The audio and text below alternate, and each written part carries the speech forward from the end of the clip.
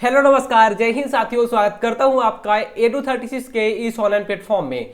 दोस्तों, Chhattisgarh police constable भर्ती के लिए हमारे द्वारा स्पेशल टारगेट 90 डे सीरीज चलाई जा रही है, जिसका कि आज 78th डे है।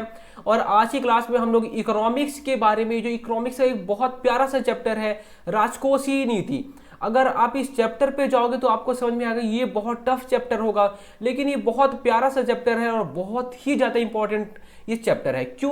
क्योंकि यहाँ पे जो आपके क्वेश्चन बनेंगे, करंट बेस्ड क्वेश्चन यहाँ से बनते ही बनते हैं। इसके अलावा यहाँ पे कॉन्सेप्चुअल जो क्वेश्चन है वो भी बनते हैं। ठीक है, दोनों। अगर आपका करंट स्ट्रांग है तो हाँ ठीक है, करंट तो आपको यहाँ पे याद रखना ही पड़ेगा, क्योंकि आपको पता है इकोनॉमिक्स से जो क्वेश्चन आएंगे वो 60% जो क्वेश्चन रहेंगे इकोनॉमिक्स के, तो करंट बेस्ड रहेंगे, और जो 40% जो क्वेश्चन रहेंगे वो आपको कहीं ना कहीं कॉन्सेप्ट बेस्ड या फिर कॉन्सेप्चुअल बेस्ड वो क्वेश्चन रहने वाले हैं। तो आप देखेंगे जो आज का हमारा चैप्टर है वो चैप्टर क्या है, राजकोषीय नीति। कौन सा? राजकोषीय नीति। यहाँ पे बहुत इंपॉर्टेंट क्वेश्चन देखने को मिलने वाले हैं। टोटल क्वेश्चन की संख्या बोला जाए तो टोटल क्वेश्चन है 15 क्वेश्चन। इसके अलावा आपको कुछ कुछ इंपॉर्टेंट फैक्ट भी इसके अलावा बताए जाएंगे। चलिए चलते हैं पहले क्वेश्चन की तरफ और देखते हैं आज का हमारा पहला क्वेश्चन। पहला क्वेश्चन देखिए, 16वें वित्त आयोग के अध्यक्ष कौन है? श्री महावीर त्यागी, श्री NKP साल्वे, अरविंद पनगड़िया या फिर डॉक्टर YV रेड्डी। बताइए कि जो अभी कौन सा वित्त आयोग चल रहा है, तो बोलोगे 16वां वित्त आयोग अभी चल रहा है। इसके अध्यक्ष कौन है ये बताइए आप। बहुत इंपॉर्टेंट क्वेश्चन है, ऐसे ही क्वेश्चन हमारे एग्जाम में बनेंगे। आप इसको नोट डाउन कर लीजिएगा और इसे याद रखना ही है आपको। बताइए, इसका जो राइट आंसर हो जाएगा वो हो जाएगा ऑप्शन सी, अरविंद पनगड़िया। देखिए, ये जो नीति आयोग था, नीति आयोग के उपाध्यक्ष भी बने थे। क्या? जब नीति आयोग बना था, पहले आपको पता है कि योजना आयोग चल रहा था। योजना आयोग 5 साल के लिए योजना है क्या क्या बनाना है वो काम करता था। योजना आयोग के जो अध्यक्ष होते हैं वो कौन होता है? प्रधानमंत्री होते हैं। 1 जनवरी 2015 में हमारे नरेंद्र मोदी जी जो थे वो बोले कि हम योजना आयोग को बंद करेंगे, अब हम क्या लाएंगे? तो नीति आयोग लाएंगे। नीति आयोग भी वही काम करता है, ये नीतियां बनाएगा, योजना बनाएगा, बस नाम चेंज कर दिया गया है। तो जब नाम चेंज किया गया तो जो योजना आयोग था नीति आयोग था। इसके जो अध्यक्ष होते हैं उनका काम क्या होता है? तो बोलो कि हाँ, वो होते कौन है? तो वो प्रधानमंत्री ही हमेशा होते हैं।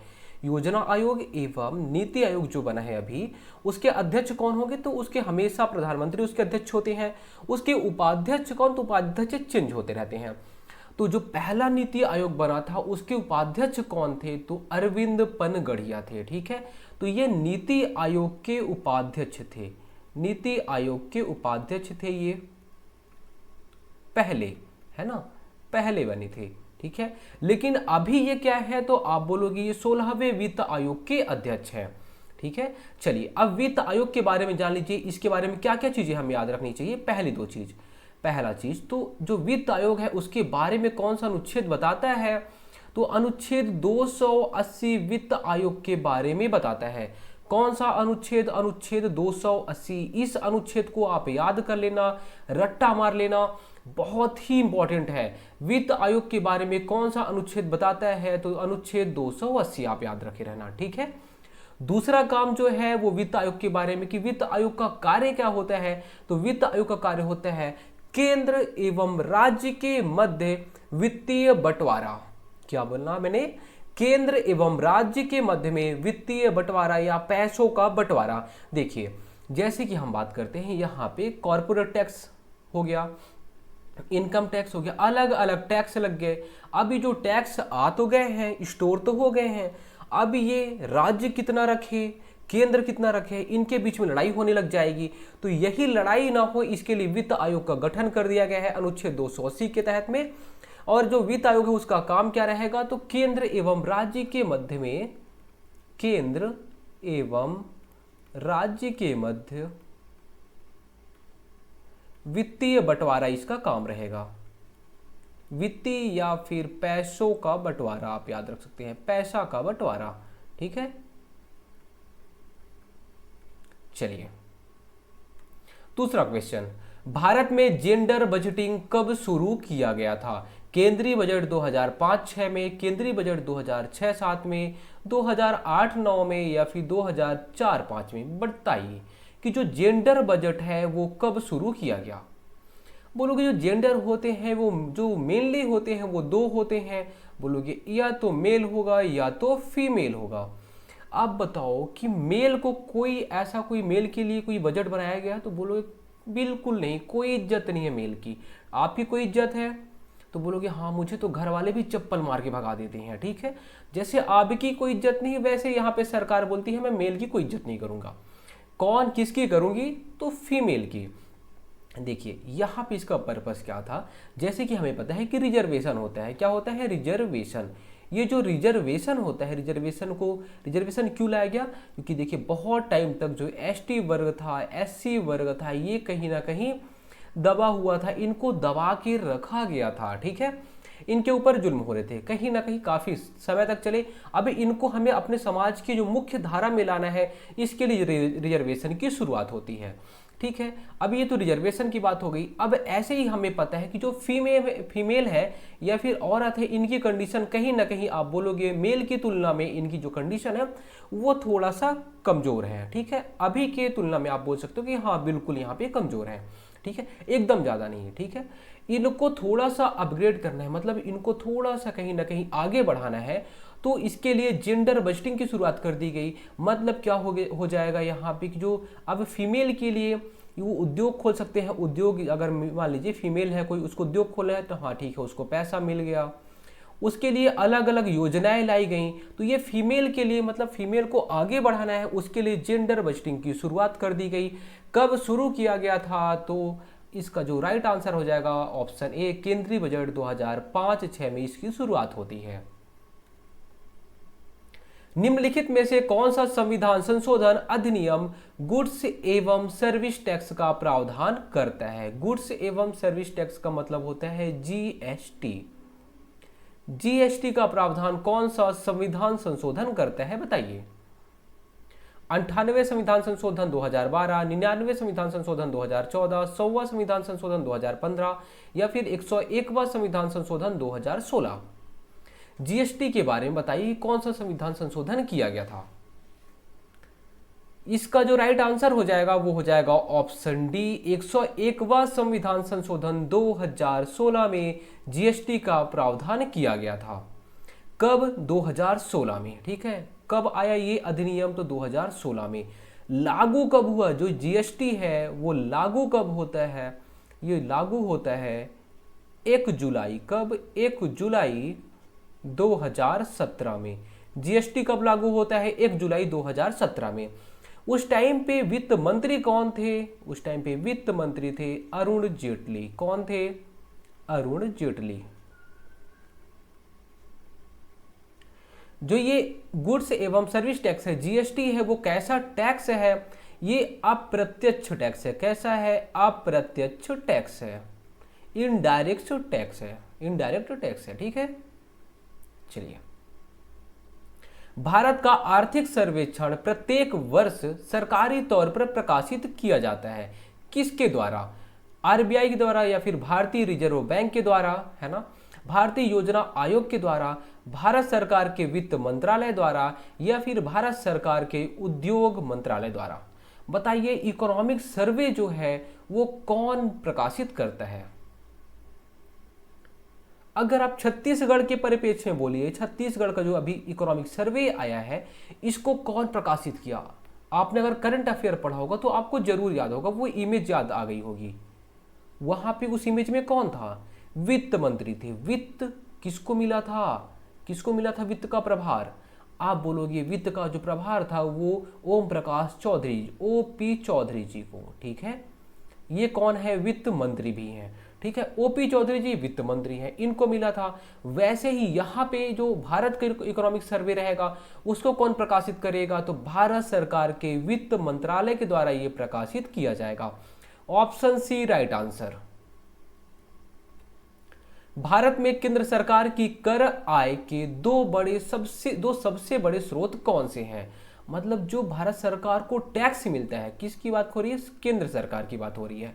जो सेंट्रल गवर्नमेंट को टैक्स मिलता है, देखिए आपको जो भी यहाँ पे जो भी सरकारें काम कर रही हैं, जो भी आपको पैसा मिल रहा है, जो भी राशन मिल रहा है, सारी चीज़ें जो है वो कहीं ना कहीं टैक्स से जा रही हैं।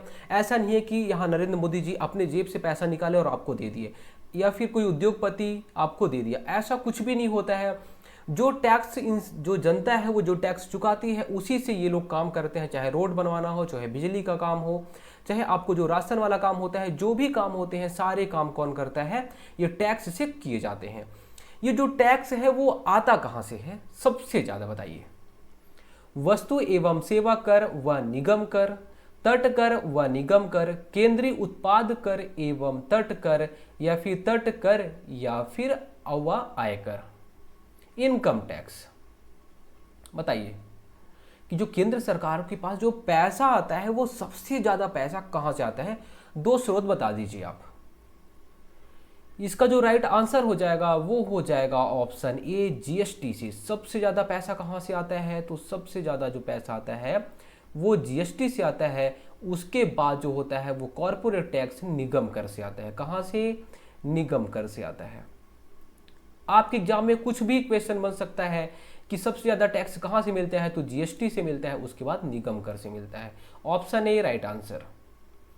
निम्न में से कौन सा कर या फिर जो टैक्स है वो प्रत्यक्ष कर नहीं है? आयकर, निगम कर, बिक्री कर, या फिर संपत्ति कर। ऐसा कौन सा टैक्स है जो कि डायरेक्ट नहीं है? देखिए, डायरेक्ट टैक्स का मतलब ये होता है कि आप पे मैंने टैक्स लगा दिया और आपने चुका दिया, आपको दिख रहा है क्या? मैंने आप पे टैक्स बोला कि ठीक है आपकी इतनी इनकम है या फिर आपके पास इतना पैसा है, आप टैक्स दो, मैंने आपको बोला और आपने दे दिया, वो डायरेक्ट हो जाएगा। वही चीज का आपने रमेश से उधार लिया है, मैंने रमेश को बोला, फिर रमेश आपसे, फिर आपने किसी और से, फिर वो इनडायरेक्टली आ रहा है। टैक्स तो है लेकिन वो इनडायरेक्टली आ रहा है, वो क्या हो जाएगा? इनडायरेक्ट टैक्स हो जाएगा। अब यहाँ पे मैं आपको एक एग्जाम्पल से समझाता हूँ। जैसे कि मान लीजिए आपने 100 रुपए कमाया, सरकार बोलेगी कि मैं 5% आपसे टैक्स ले लूंगी, ठीक है?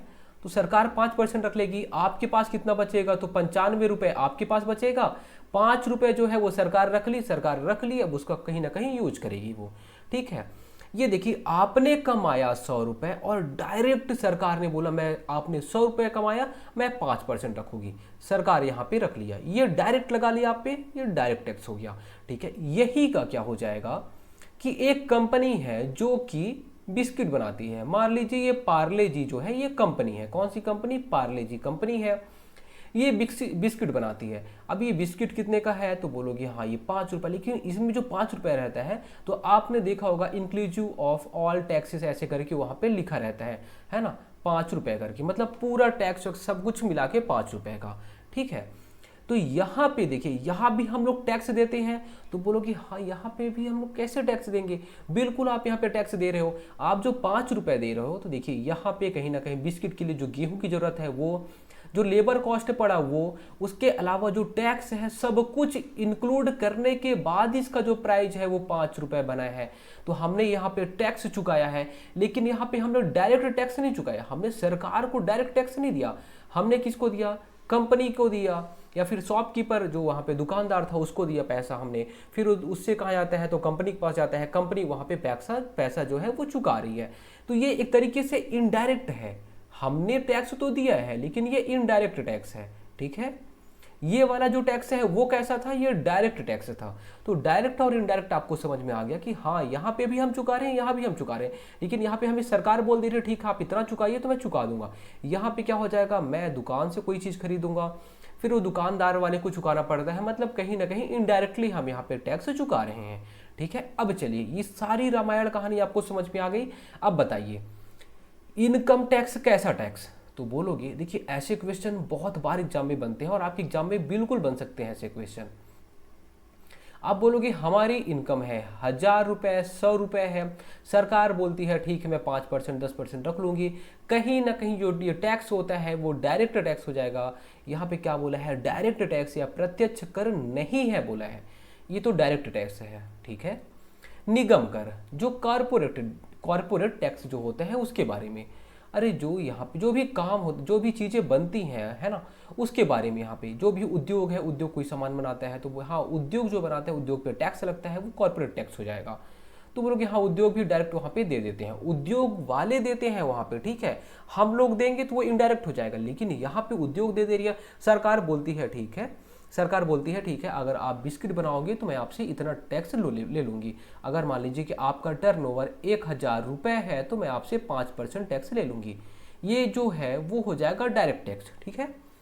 यहाँ पे देखिए ये भी क्या हो जाएगा, तो बोलोगे हाँ जो उद्योगों पे टैक्स लगता है उसे हम क्या बोलते हैं, निगम कर बोलते हैं, कॉर्पोरेट टैक्स बोलते हैं, ये भी डायरेक्ट टैक्स होता है। उसके बाद देखिए बिक्री कर, बिक्री कर अभी हमने देखा था बिस्किट के बारे में, है ना। ये जो बिस्किट है 5 रुपए का बिस्किट हमने दुकान से खरीदा, हमने टैक्स तो दिया लेकिन कहीं ना कहीं इनडायरेक्टली हम पे ये पड़ रहा है, हमसे कोई डायरेक्ट नहीं मांग रहा है कि ठीक है आप टैक्स दो। हमने बिस्किट लिया, 5 रुपए पे किया, वो टैक्स सरकार को जा रहा है, वो इनडायरेक्टली जा रहा है, ठीक है। तो ये जो होगा ये प्रत्यक्ष कर रहे हैं, ये कैसा कर है, तो बोलोगे ये अप्रत्यक्ष कर है। कैसा? अप्रत्यक्ष कर है। बहुत बार एग्जाम में क्वेश्चन बन चुका है कि बिक्री कर कैसा टैक्स है, तो ये अप्रत्यक्ष कर है। संपत्ति कर, संपत्ति मतलब आपके पास कितना संपत्ति है, कितना कितना घर है, कितना जमीन है, उस पर भी टैक्स लगता है। जो उस पर टैक्स लग रहा है वो कैसा लगेगा, तो बोलोगे वो तो सरकार बोल देती है, अगर आपको 2000 स्क्वायर फीट जमीन पे घर बना हुआ है तो आपको इतना टैक्स देना पड़ेगा, पहले आपको चुकाना पड़ेगा। तो जो वेल्थ पे या जो पैसे पे टैक्स लगता है उसे हम संपत्ति कर बोलते हैं। तो ये भी कहीं ना कहीं डायरेक्ट लगता है, तो इसलिए डायरेक्ट टैक्स ये हो जाएगा। आगे समझ में आपको, चलिए आगे। बजट एक लेख पत्र है। कैसा लेख पत्र है? सरकार की मौद्रिक नीति का, सरकार की वाणिज्य नीति का, सरकार की राजकोषीय नीति का, या फिर सरकार की मुद्रा बचत नीति का। जो बजट होता है वो कैसा लेख पत्र है? इसका जो राइट आंसर हो जाएगा वो हो जाएगा ऑप्शन सी, सरकार की राजकोषीय नीति का। बजट क्या होता है? सरकार की आय और व्यय का लेखा जोखा, आय व्यय का लेखा जोखा। देखिए आय व्यय का लेखा जोखा का मतलब ये होता है कि जैसे आपका बजट, आपने बोला होगा यार मेरा बजट अभी बिगड़ गया है, आपके पास आ रहा है 100 रुपए और आपने क्या किया, 120 रुपए खर्च कर दिया, तो आपकी आय कितनी हो गई? 100 रुपए। आपका व्यय कितना हो गया? 20 रुपए। कहीं ना कहीं क्या हो गया, इसमें घाटा हो जाता है, इसे हम राजकोषीय घाटा भी बोल देते हैं, ठीक है। वो कहानी अलग है, ठीक है। यहाँ पे देखिए आपने जैसे अपने पर आप एग्जाम्पल लेना कि मेरे पर मैंने क्या 100 रुपये मेरे पास आता है, मेरी इनकम जो है वो 100 रुपये है, मैं 120 रुपये खर्च कर दिया, तो हमारी आय और व्यय इसका जो लेखा जोखा हुआ उसे हमने क्या बोल दिया? बजट बोल दिया। ये हमारा बजट है ना। जैसे कि आपने देखा कि हाँ 1000 रुपये आया, 10 रुपये शैम्पू में खर्च हो गया, 20 रुपये आपने कुरकुरे खा लिया, 50 रुपये का आपने मूवी देख लिया, ऐसे करके आपका जो भी बजट हुआ उसे, जो भी आय व्यय का लेखा जोखा हुआ उसे ही हमने बजट बोल दिया। सेम जैसे आपने यहाँ पे किया वैसे ही सरकारें भी करती है। कुछ योजनाओं में, कुछ यहाँ पे जैसे पुल निर्माण हो गया, कुछ चीज़ें फ्री में दे दी, जैसे कि आप महतारी बंधन योजना चल रही है, ये सारी जो चीज़ें हैं कहीं ना कहीं बजट के अंतर्गत आती हैं, राजकोषीय नीति के अंतर्गत आती हैं। जीएसटी किस प्रकार का टैक्स है? प्रत्यक्ष कर है, अप्रत्यक्ष कर है, वस्तु एवं सेवाओं के प्रकार पर निर्भर करता है, उपयुक्त में से कोई नहीं। जो जीएसटी है वो किस प्रकार का टैक्स है? तो अभी हमने इसके बारे में बात किया था, जो जीएसटी होता है वो एक अप्रत्यक्ष कर होता है। जीएसटी के बारे में हमने क्या देखा था? 101वां संविधान संशोधन कब होता है? 2016 में। लागू कब होता है? 1 जुलाई 2017 से ये लागू होता है। कंपनी कर वह है जो लगता है।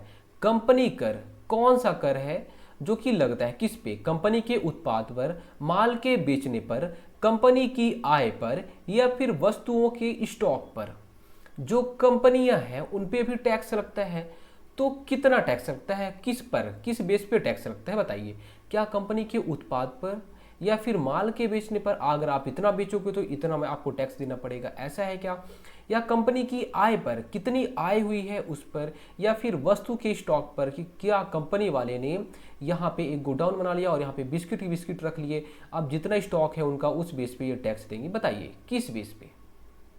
इसका जो राइट आंसर हो जाएगा वो हो जाएगा ऑप्शन सी, जो कंपनी की आय होती है। मान लीजिए कि कंपनी की आय, कोई छोटी सी कंपनी है, अब उसकी आय हो गई कि हाँ ठीक है भाई इसने 10,000 रुपये कमाया, ठीक है 10,000 रुपये, तो इस पे कुछ अलग टैक्स लगेगा। वही कोई कंपनी है जो कि 1 करोड़ कमा रही है, तो 1 करोड़ है तो इसका अलग टैक्स लग जाएगा। ठीक है, तो कंपनी कर क्या होता है, कंपनी की आय कितनी है उस पर वो जो टैक्स लगता है उसे कंपनी कर हम बोलते हैं। सरकारी व्यय को नियंत्रित करने का प्राधिकारी है। जो सरकारी व्यय होते हैं उसे कौन नियंत्रित करता है, आरबीआई करता है, योजना आयोग करता है, वित्त मंत्रालय करता है या फिर वित्त आयोग करता है। सरकारी व्यय जैसे हमारे यहाँ अगर स्टेट गवर्नमेंट की बात की जाएगी, ठीक है, कितना व्यय करना है तो उसके बारे में कौन डिसाइड करेगा, कौन करेगा, ऑप्शन सी वित्त मंत्रालय करेगा। ठीक है, कितना पैसा आया है, हमें कितना खर्च करना है, अगर ज़्यादा खर्च कर लेंगे तो हम लाएंगे कहाँ से, सारी चीज़ें कौन करेगा, तो वित्त मंत्रालय इसका काम करेगा। भारत में निम्न में से प्रत्यक्ष कर कौन सा नहीं है, आयकर, संपत्ति कर, संपदा शुल्क या फिर बिक्री शुल्क। कौन सा प्रत्यक्ष कर नहीं है, डायरेक्ट टैक्स नहीं है। आप बोलोगे इनकम, हमारे पास पैसा आया था 1000 रुपए, सरकार मुझसे डायरेक्ट बोल दी भाई कि मैं 5% रखूंगी, ये कहीं ना कहीं डायरेक्ट टैक्स हो जाएगा। संपत्ति कर, आपके पास कितना, इतना 1 किलो सोना है, 1 किलो सोना आपके पास हो गया। ठीक है, मस्त 5000 स्क्वायर फीट पे आपका घर बना हुआ है, आपके पास इतनी प्रॉपर्टी है, आप पर जो टैक्स लग गया वो कौन सा टैक्स हो गया, तो सरकार बोली 1 किलो सोना है इस पर ज़्यादा लगाओ, 5000 स्क्वायर फीट भी इसकी ज़मीन है, बहुत बड़ा घर है इसका, इस पर ज़्यादा टैक्स लगाओ। ठीक है, तो ये क्या हो जाता है, वो डायरेक्ट टैक्स हो जाता है, डायरेक्ट आपके ऊपर लग रहा है, ये डायरेक्ट टैक्स हो गया। संपदा शुल्क, बोलोगे हाँ यार, जो संपदा शुल्क है वो भी कहीं ना कहीं इसी तरीके का शुल्क होता है। ये भी जो संपदा शुल्क है ये क्या है, तो बोलोगे हाँ ये भी संपदा शुल्क, मतलब आपके पास कितना पैसा है उस पर लगेगा ये भी एक तरीके से डायरेक्ट टैक्स हो जाएगा। कौन सा टैक्स, डायरेक्ट टैक्स हो जाएगा। बिक्री कर हमने देखा था ये कौन सा कर है, तो ये प्रत्यक्ष कर नहीं है, ये अप्रत्यक्ष कर होता है। ये हमसे ले तो लिया जाता है, हमें पता ही नहीं चलता कि हमने किसको दिया, कब दे दिया। अगर आप दूध का पैकेट खरीदोगे तो आप बोलोगे यार दूध अभी कितना हो गया, तो 28 रुपये का आधा लीटर हो गया, अमूल वाला है ना, तो आप इसमें से आपने बोला कि ठीक है 28 रुपये का हो गया, हमने दे दिया, लेकिन यहाँ पे सरकार टैक्स लगाती है। ठीक है, सरकार किस पे टैक्स लगाएगी, कंपनियों पे लगाएगी, आप पे नहीं लगाएगी। वो कंपनियां हम लोग से लेती हैं, वो बोलती हैं ठीक है, वो कंपनियों की आय पर लगा देगी, फिर जो कंपनी है वो बोलेगी ठीक हम इतना टैक्स दिया है, आप भी मुझे टैक्स दोगे, हम थोड़ी ना टैक्स अपने जेब से भरेंगे, तो हम पे जो टैक्स लगता है वो इनडायरेक्टली लग रहा है, तो ये क्या हो जाएगा, ये बिक्री कर जो होता है वो इनडायरेक्ट टैक्स होता है। आयात एवं निर्यात पर लगाए जाने वाले कर को किस नाम से जाना जाता है, आयकर, व्यापार कर, सीमा कर या फिर उपयुक्त में से कोई नहीं। इसका जो राइट आंसर हो जाएगा वो हो जाएगा ऑप्शन सी, सीमा कर। सीमा शुल्क को हम लोग क्या बोलते हैं, आयात एवं निर्यात कर बोलते हैं। ठीक है, ये हो गया सीमा। मान लीजिए भारत हो गई, भारत की जो सीमाओं पे यहाँ से कुछ चीज़ें गई, यहाँ से कुछ चीज़ें आई, यहाँ पे टैक्स लग जाता है, उसे हम सीमा कर बोल दिए। सीमा कर क्या होता है, आयात एवं निर्यात पर लगाए जाने वाला कर होता है। दोस्तों देखिए आप लोगों के लिए एक बैच आ चुका है। अब बोलोगे बैच क्यों लाए आप, बैच की ज़रूरत क्यों थी। बहुत सारे स्टूडेंट ऐसे थे जिनको की बहुत ज़्यादा नीड थी कि सर हमारा फिजिकल बहुत अच्छा है, प्लीज़ आप थ्योरी की क्लास करा दीजिए। अब देखिए अगर आप बोलोगे कि हाँ थ्योरी क्लास आप यूट्यूब पे करा देते तो क्या हो जाता, तो थ्योरी क्लास इसलिए यूट्यूब पे नहीं हो पा रही क्योंकि यहाँ पे बहुत सारा चीज़ करना पड़ता है, पीपीटी बनाना, वो सारी चीज़ों को टाइप करना, और कहीं ना कहीं बहुत बड़ा काम हो जाता है। इसलिए इसके लिए हमें क्या करना पड़ेगा, कहीं ना कहीं एक टीम रखना पड़ेगा, तो हमें उनको सैलरी देनी पड़ेगी। इसके लिए जो ये प्राइस है बहुत ही, जो बैच आया हुआ है ये बहुत ही मिनिमम फीस में है। अभी कितना है, तो 599 इसकी फीस है। अगर आप शुरू में ले लोगे तो आपको बहुत सस्ते में पड़ेगा 599। बाद में कितना हो जाएगा ये, तो 999 में ये हो जाएगा। 1 साल की वैलिडिटी, आपको कुछ भी नहीं करना है, केवल और केवल इस बैच को आपको परचेस कर लेना है। आपको मिलेगा क्या इस बैच में, तो बहुत सारी चीज़ें मिलने वाली है। पहली बात तो यहाँ पे जितने भी आपने बुक पकड़े सारी बुक को यहाँ पे क्लोज कर देना है, और इसके बाद फिर क्या होता है, तो यहाँ पे क्लास में ही सारी चीज़ें आपको याद करा दी जाती हैं। बहुत सारे लोग जो है वो ज्वाइन कर चुके हैं और वहाँ पे उनको प्रॉफिट मिल रहा है। अगर आपको लगता है कि हमें ज्वाइन करना चाहिए तो आप यहाँ पे ज्वाइन कर सकते हैं। ठीक है, चलिए निम्न में से कौन सा अप्रत्यक्ष कर नहीं है, क्या कौन सा अप्रत्यक्ष कर नहीं है।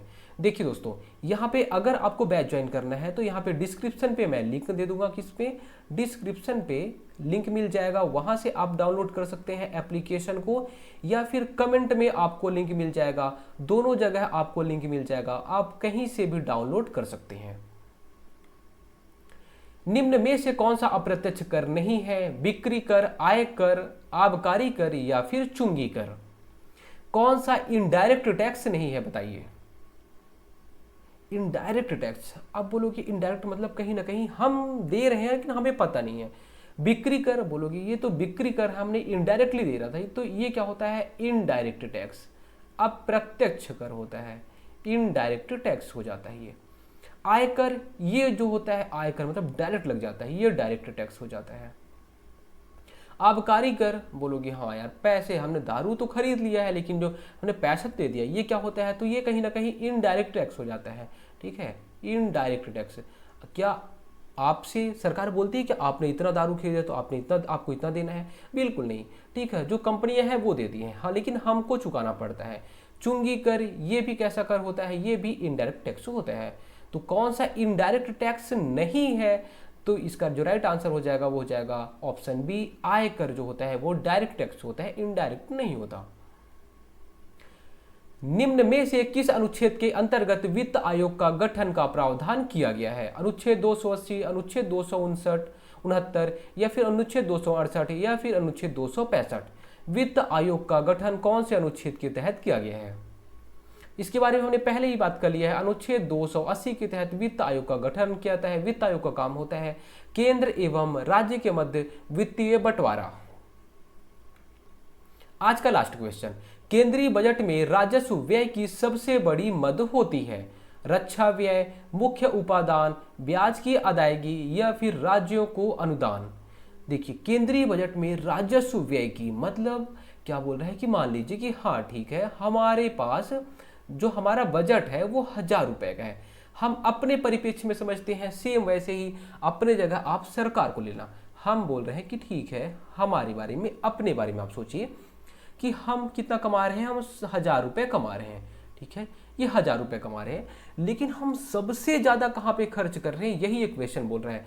राजस्व व्यय की सबसे बड़ी मद या फिर सबसे ज्यादा खर्च हम कहाँ पे कर रहे हैं, ये बताइए आप। हमने यहाँ पे 1000 रुपये कमाया, तो आप बोलोगे हम जो सबसे ज़्यादा खर्च करते हैं कहीं ना कहीं वो खाने पे करते हैं, है ना। तो आप अगर 1000 रुपये कमा रहे हो तो आप बोलोगे कि ठीक है, मैं 500 खाने पे कर दिया और बाकी कुछ कुछ चीज़ों पे जैसे पेट्रोल पे कुछ कर दिए, कुछ आने जाने पे, और अलग अलग मोबाइल के रिचार्ज पे कर दिए, अलग अलग चीज़ों पे हम खर्च कर देते हैं, ठीक है। तो सबसे ज़्यादा जो खर्च कर दिया हमने कहाँ पे? खाने पे कर दिया। सेम ऐसे जो केंद्रीय बजट होता है उसमें सबसे ज़्यादा जो खर्च होता है वो कहाँ पे होता है? तो बोलोगे सबसे ज़्यादा जो खर्च करती है सरकार वो करती है ब्याज की अदायगी पे। क्या जो सरकारें होती हैं वो बहुत सारी जगह से, IMF से, वर्ल्ड बैंक से, अलग अलग देशों से लोन लेके रखी रहती हैं, ठीक है। ये लोन लिए रहती हैं, अब ये लोन लेंगी, इतना तो ठीक है, इन्होंने पैसा ले लिया, इससे भी पैसा, इससे भी पैसा, सबसे पैसा ले लिए, अब इनको ये पैसा चुकाना है, पैसा तो चुकाना ही, लेकिन अब क्या, जो कोई पैसा आपको देगा तो ऐसे थोड़ी ना दे देगा कि ठीक है भाई अब मैंने आपको 100 रुपये, जैसे आप अपने दोस्त से ले लेते हो 100 रुपये दे देते हो और फिर उससे बोलते हो कि ठीक है भाई तू ले लेना मेरे से 100 रुपये। तो ये दोस्ती अलग होती है, लेकिन जो देश होते हैं, जो बैंक होते हैं, वो ऐसा काम नहीं करते। वो बोलेंगे कि ठीक है अगर मैं आपको 100 रुपये दे रहा हूँ तो मैं 5% आपसे ब्याज लूँगे या फिर लेंगे, ठीक है। तो यहाँ पे जो राजस्व व्यय होता है वो सबसे ज़्यादा किस में आता है? ब्याज की अदायगी में, मतलब ब्याज देने में सबसे ज़्यादा पैसा खर्च होता है केंद्रीय बजट में। आपको थोड़ा सा उटपटांग लग रहा होगा, ये ऐसे कैसे हो सकता है, सरकारें तो इतना ज़्यादा पैसा इन्वेस्ट कर रही हैं यहाँ पे, लेकिन इसके अलावा बजट में, तो बजट में बहुत ज़्यादा जो पैसा जाता है वो कहाँ पे जाता है? ब्याज की अदायगी में। जो ब्याज, जो सरकारें पैसा उधार लेती हैं उसको जब ब्याज देना पड़ता है, सबसे ज़्यादा पैसा वहीं पर चला जाता है। दोस्तों उम्मीद करता हूँ सारी चीज़ें आपको समझ में आई होंगी। अगर इसके अलावा भी आपको डाउट रहता है तो आप क्या कर सकते हैं? कमेंट कर सकते हैं। दोस्तों देखिए, इसके अलावा अगर आपको PDF डाउनलोड करना है, अगर आपको PDF चाहिए तो PDF आपको एप्लीकेशन पे मिलेगा। कहाँ पे मिलेगा? एप्लीकेशन पे। और एप्लीकेशन आप डाउनलोड करके रख लीजिए। एप्लीकेशन डाउनलोड करने के लिए आपको क्या करना है, तो आपको कमेंट में आपको लिंक मिल जाएगा, वो कमेंट बॉक्स में आप जाके एप्लीकेशन को डाउनलोड कर लीजिएगा। वहाँ पे आपको सारी क्लास का PDF अब वहीं पे मिलेगा। धन्यवाद।